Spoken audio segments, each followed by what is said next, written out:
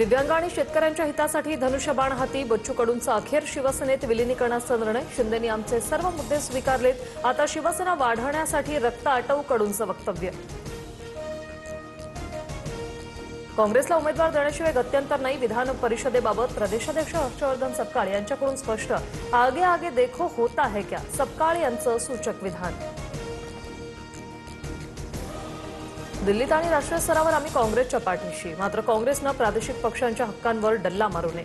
काँग्रेसच्या विधान परिषदेच्या उमेदवारीवरून राऊतांची प्रतिक्रिया. विधान परिषदेत काँग्रेसचाच उमेदवार जिंकणार, नाना पटोले यांच्याकडून विश्वास व्यक्त. तर संजय राऊतांवर प्रतिक्रिया देणं आम्ही बंद केलंय, पटोले यांच्याकडून राऊतांचा एकेरी उल्लेख.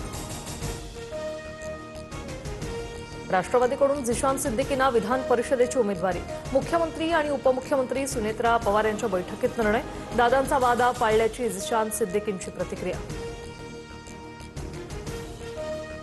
नागपुरातील संघ मुख्यालयात रेडिओ ऍक्टिव्ह पदार्थ टाकल्याचं निनावी पत्र. पोलीस आयुक्तांना पाठवलेल्या पत्रात संघाबद्दल आक्षेपार्ह भाषा. डीएसएस नावाच्या संघटनेने पत्र पाठवल्याची माहिती. दुष्काळाचा सामना करण्यासाठी सज्ज रहा. मंत्रिमंडळ बैठकीत मुख्यमंत्री फडणवीसांच्या प्रशासनाला सूचना. अल निनोमुळे ऑगस्ट आणि सप्टेंबरमध्ये पर्जन्यमान कमी होण्याची भीती.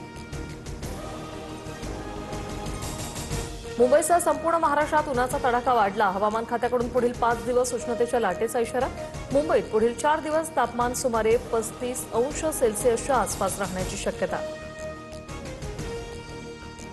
पुण्यातील शिलाई चौकात खासगी बसचा अपघात, एक महिला जखमी. रात्रीच्या सुमारास हा अपघात झालाय. बसनं रस्त्यावरील बॅरिकेड्सही तोडले.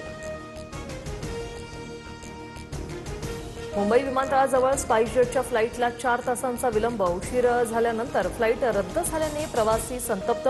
विमान रद्द झाल्यानं प्रवाशांमध्ये गोंधळ.